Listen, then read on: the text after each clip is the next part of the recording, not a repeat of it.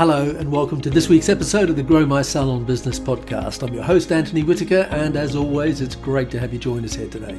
This is a weekly podcast for ambitious stylists and salon owners, and every week I either bring a guest on the show or I'll dive into a new idea or revisit the foundations of what it takes to succeed in the salon industry today. We'll also feature new startups and new ideas as well as initiatives from established people and brands. Hopefully you're aware that we're doing an intimate live 2-day business school event on the 16th and 17th of March in the House of Sassoon, London. Early bird pricing is currently available and you can find out all the details at growmysalonbusiness.com/course/business school, and I'll make sure that we put those links in the show notes of today's podcast. So with that said, let's dive into today's episode. As an industry, depending on where you live in the world, we have created regulations and in some countries licensing around what you need to know or do when it comes to how to cut and colour hair. And we do that so that both you and the clients are safe in terms of hygiene and sanitation, and to ensure that hairdressers have an understanding of how to use the chemicals that we use every day in the salon in a safe way, so that the clients feel protected by us having an expected level of training and professional standards. So what I want to talk about with you today is that if we require a level of training for the practical side, meaning the technical and creative side of what we do, what are some of the things that we might require if we had the same approach for when someone wants to open a salon? In other words, what do you need to know, or what should you know in order to open your own salon? Whether that's a traditional employee-based salon or a rental salon or even a salon suite, so that you have the best chance of success. What is it that you need to know? Because regardless of the type of business model that appeals to you, I think that it's important that you set yourself up to succeed before you go into debt or spend your life savings on going into business unprepared. So with that said, here's what I think you need to learn or know about before you go down that path of business ownership. Now, just to be clear, this is aside from all the legalities around business permits and licenses that are needed to operate, because they vary from city to city and country to country. And I'm also not going to include all the health and safety regulations that you will need to know about. And I'm not including what you need to know about the professional licensing to work as a hairstylist that are required in some countries and states. And I'm not including what you might need to know about all that exciting stuff like the building codes in your city, or the waste disposal and environmental issues, or what insurances you might need. And I know all that list of stuff that I'm not going to cover there might at first sound a little bit overwhelming and enough to put anyone off, but that's just part of being in business. And so take comfort from the fact that literally millions of people have done it before, and there's absolutely no reason why you can't also muddle your way through that as well. But aside from all that, what are the things that I think should be a requirement for anyone going into business? Well, the first one would be that you need to understand that with business ownership comes a different level of responsibility and accountability. So if you transition from being an employee to a business owner, potentially with employees, then although the potential for financial reward increases, the risk that you take on increases as well. And so does the level of responsibility increase, whether that's the legal responsibilities of contracts and leases, or the moral responsibility that comes with employees and suppliers, as well as obvious financial responsibility with landlords and banks and tax, etc. And while we're talking about money, the responsibility increases on you to be a good steward of the money that is flowing through the business and to learn to manage it properly. And the responsibility for the safety and the livelihoods of others increases, whether that's the clients or the team members.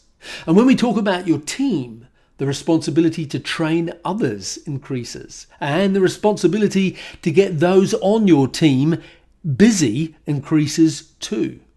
So that's the first thing, to understand that with business ownership, there comes a big increase in responsibility and accountability, whether that's to the landlord, the government, the taxman, or to your clients and employees.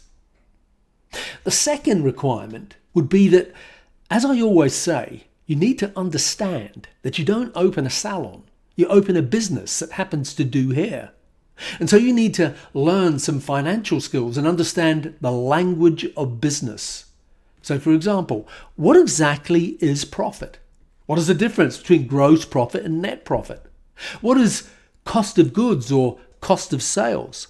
What are fixed costs? What are variable costs? Do you understand how to work out your break-even point?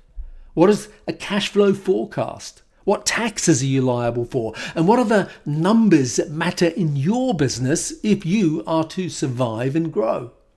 Now, I know that at first some of that might sound a little bit overwhelming, but it's not as difficult as it sounds.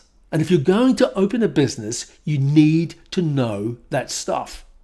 And while we're talking about financial things, the third requirement would be that you need to understand how to price your services.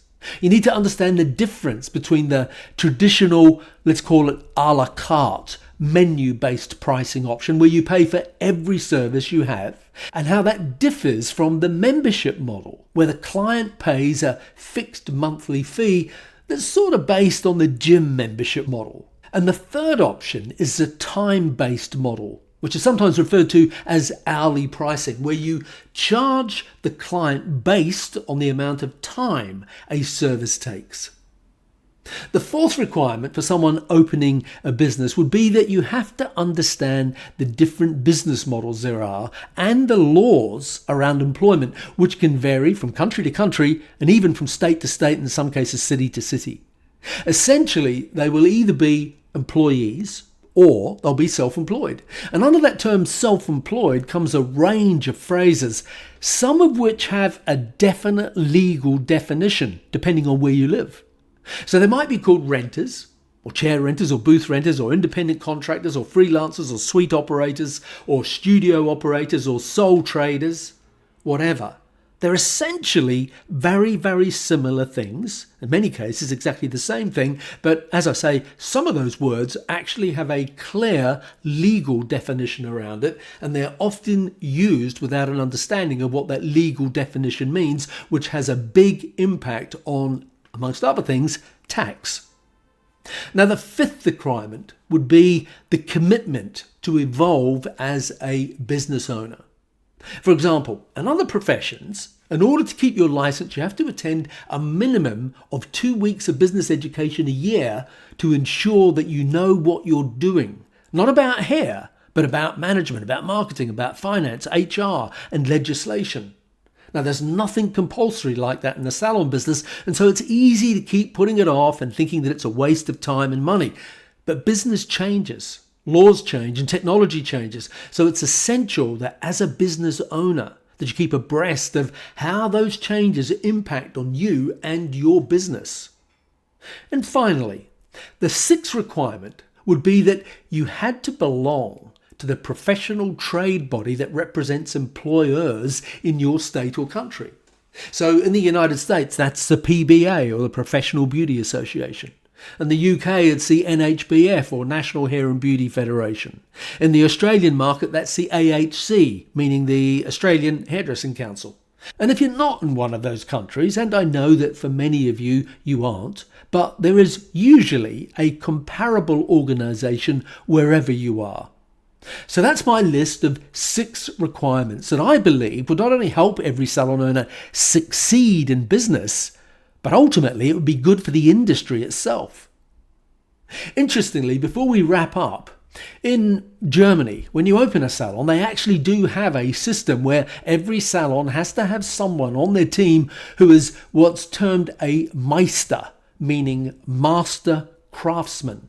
And every salon has to have a Meister who is not just hairdressing competent, but after the initial 3-year hairdressing apprenticeship, it takes additional training and an examination and a few years of working experience to become a Meister. And in order to run your own salon and to train other apprentices, you need to become a Meister. Now, whether that makes the industry any better or more professional, I don't know. But I think that most people listening to this would agree that there are benefits for everyone if you had a system something like that.